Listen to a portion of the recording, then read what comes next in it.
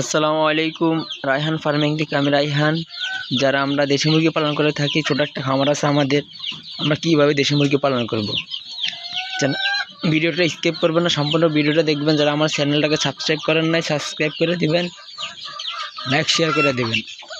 আমরা দেশি মুরগি কীভাবে পালন করবো বা দেশি মুরগির বাচ্চাকে কীভাবে লালন পালন করব, আর এটাকে ঠিকমতো লালন পালন করলে, ম্যানেজমেন্ট ঠিক থাকলে ইনশাল্লাহ এটার থেকে প্রফিট আসবে, ভালো একটা প্রফিট আসবে।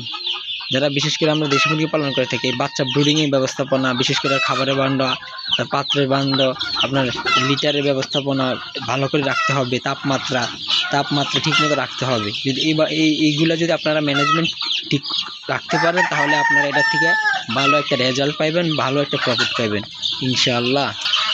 এই বাচ্চা ব্রুডিং এই জায়গায় আপনার 1 সপ্তাহ 10 দিন থাকবে। তারপর 1 সপ্তাহ 10 দিনের পরে আবার এই জায়গায় আপনারা এরকম খোলা জায়গায় নিয়ে যাবেন। লিটার ব্যবস্থাপনা 3 ইঞ্চি রাখবেন, ভালো করে রাখবেন, জর্জরে রাখবেন। আপনাদের লিটারে জর্জরে রাখবেন, আপনাদের বাচ্চা অনেক ভালো থাকবে, অনেক সুস্থ থাকবে।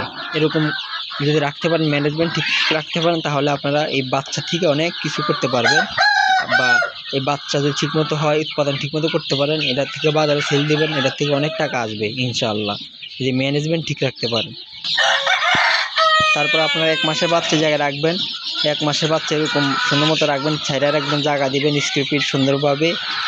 যতটা মুরগা 50টা মুরগির জন্য একটা বান্ড, খাবারের বান্ড, একটা পানির বান্ড, এভাবে যতটা মুরগি অতটা খাবারের বান্ড দিবেন।